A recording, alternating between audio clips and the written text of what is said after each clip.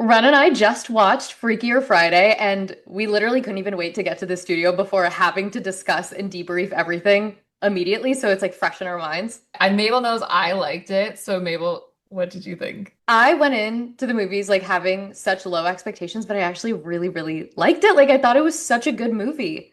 Me too. It had so much heart, but it was still so funny. Jamie Lee Curtis, when she's acting like a teen, like, even in the first one and especially in this one, kills me. Lindsay Lohan looks amazing. Like her acting, I thought was everyone's acting was really good. Yeah.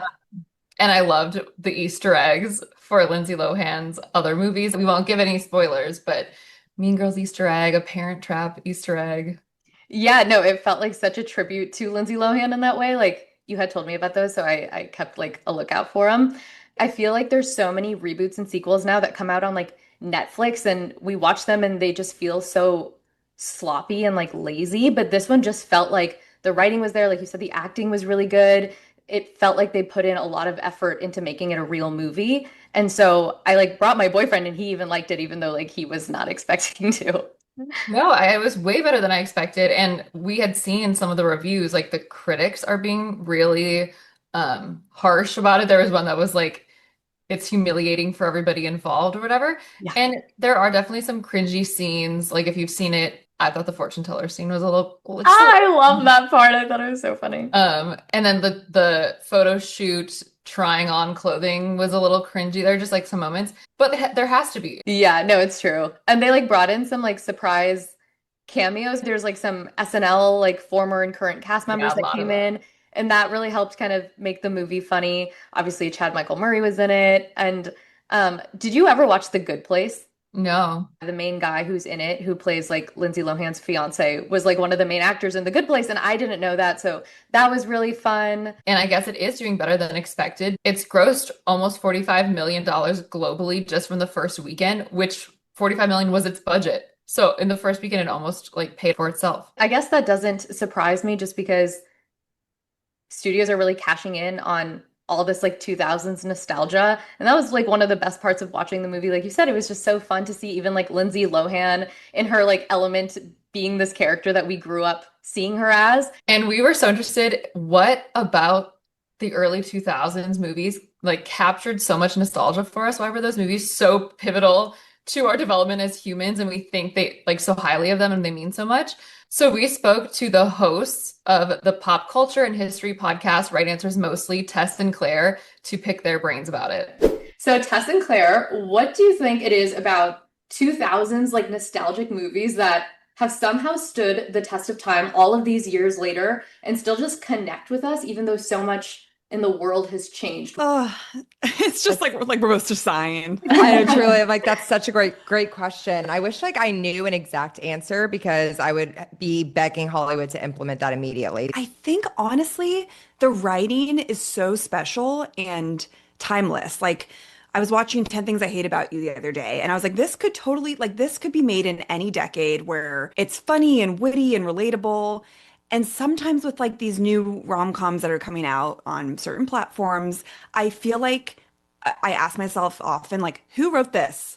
And like, was this like the first thing they ever wrote? Why Oh, are we yeah, like yeah. Yes. cheapening like the writing? Like to me, like a lot of it is based in dialogue. Well, I also think that I rewatched 27 Dresses last week and it was like we say like warm milk. It was so comforting. And also, don't you feel like there's this filter on a lot of movies now where you're like, is that a human or a robot? Like everyone, Yes. like sometimes you're like, oh my God, everyone looks the same. Yeah. Like it feels very AI and like a little bit Black Mirror. It's just like, it's too much. Mhm. Yeah. And so, what are your favorite nostalgic movies from the 2000s? Because you mentioned 27 Dresses. That is mine. That is definitely my favorite. I mean, James Marsden, what a king. He is my celebrity crush. I'm literally obsessed with him. He's so like dreamy in a way that they're not anymore. I agree. I like we need more James Marsden Yep. in general. Him and Enchanted too. Like Oh, Yeah. The perfect perfect friend. acting. Yeah. Yeah. yeah, I agree. I mean, I also Uptown Girls is a major one for me, and I think the Rotten Tomatoes score is still 13%, which is a disgrace. Oh my Legally God. Blonde, Mean Girls, like it's just Aquamarine was a huge one for Oh, me that's, in oh, I love theaters. Aquamarine. Yeah. Same. I need to do a rewatch of that one. You know, so sometimes things are too nostalgic, and you're like, I don't know if my heart It is like hurts. ready It for hurts. that. Yeah. I love all of those. I love like Princess Diaries. A Walk to Remember like changed my whole life. You know, Talk about it. this isn't something I'd like to really brag about as I'm now 34 years old, but I had a wedding to Shane West in my backyard in seventh grade. I was like a little too old to be doing that. Seventh And I grade is wore a old. white Yeah. dress, and my friend like had a stick and like printed out a photo of Shane West. And I had a full wedding ceremony to him because Oh no. I loved him for so long. Feel free to send pictures. We'll put them in. I will ask my mom. And so if you guys were like big Hollywood producers and you could reboot any movie, like what would, because some of them lend themselves to having a sequel or a reboot more than others, like which ones would you want? None. Good question. I'm just like, Oh. let's not touch it. They're just all perfect to me that I'm like, we don't need to. I think we've just like lost the plot a little bit. And like I think studios right now are like scared of original content in a way Yeah. that's confusing to me. But I also know we're like at such a place of just like disarray and depression as as a country that it's like, let's go for nostalgia. But I do think that we just need more originals. Like I think the last really good rom-com in my eyes was Set It Up on Netflix. And Whoa. Oh yeah, that was a good one. like Such a good one. it felt kind of like early 2000s, but yeah, I don't know. I wouldn't want it, but I would be curious of what we could do with 13 going on 30. Yeah. Mm. I think Mhm. that could be something, but then it just scares me too. We wanted to kind of touch on the characters too and just the casting because of course we were talking about Freakier Friday. Lindsay Lohan was such a star and it's one of the reasons Freaky Friday was amazing and one of the reasons like we're all flocking to see Freakier Friday. Do you think they were like Hollywood was just better at making stars back then in a way that's really different than now? I think that we used to just have more fantasy around celebrity in general because there was such limited access that it was like that's why we were so obsessed with magazines. That's a whole nother, that ruined all of us for maybe eternally. Now we have so much access that there's less of like a shock when you see Lindsay Lohan. You're like, oh, I've been following her on Instagram. Yeah. And it just used to feel so special and unique. And so I think it's just like, once again, like we're all a little jaded. I think it's just like too much information is out about these people that now we just see them more as like other people instead of this bigger, like entity. It's an interesting time of like what even is a star and a celebrity now because there are so many celebrities. I mean, everyone's a celebrity. Well, speaking of kind of the limited access to celebrities in the early 2000s, Lindsay Lohan talks about how the invasion of privacy that she felt during that whole period, obviously not just Lindsay Lohan, Amanda Bynes, Britney Spears, they all were so traumatized by this. And Lindsay Lohan has said on this press tour for Freakier Friday, she now lives in Dubai because it's illegal to take someone's picture on the street there without their consent. So that just says like how deeply it affected her. LA is a very scary and like dangerous place for especially women in the early 2000s. I mean, they were chased and like hounded down from, in such a scary way. It does it taint kind of how you think of this. The era, it was like such a golden age on screen, but then behind the scenes, knowing what's going on.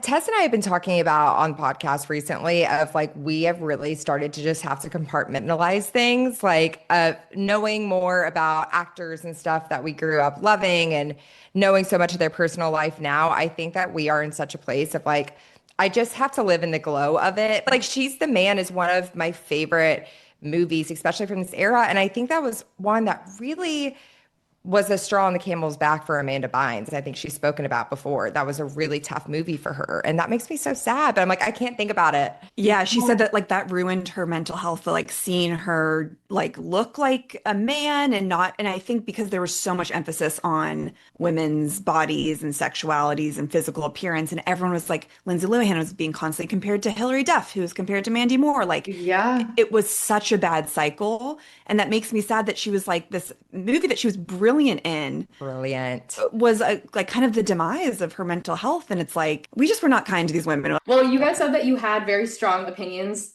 on reboots and sequels. So tell us your thoughts. Why exactly do you think studios should just kind of keep their hands off? I just feel like it's proof in the pudding. I can't really think of one off the top of my head that I was like, that was so worth it. And that was so good, And I feel like it's just the studios being like lazy. Like, we know this will make money. It's like feeding off of capitalism. I honestly can't think of many sequels that I was like, I'm so glad that this was made and this like feels like it had like creative integrity to it. It's even with Devil Wears Prada too. Like, of course I'm going to see that. That's one of my all-time favorite movies, but I am scared of what they're going to do to this like perfect movie. Like, I just am a little nervous. I know. Yeah. Even seeing the photos coming out, I'm like, why is Andy acting like she's still such a mess, like flailing around? I would expect by now, like 15 years later, she's like a boss woman, knows what she's doing. Oh my I God, are you know. talking about like twirling on the telephone pole or whatever? Yes. What's going on? We don't need to do on? that, but God, that Painful. dress. I'm obsessed with that dress. Yeah, gorgeous. Yeah.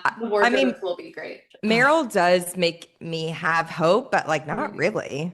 Yeah, because they're being offered a huge pay, and like, you know, it's not to blame them. Like, these actors are like, of course, like this was such an important role to me. I think we can just have like, we don't need to do a sequel of Devil Wears Prada. Someone should write an original script that has similar themes.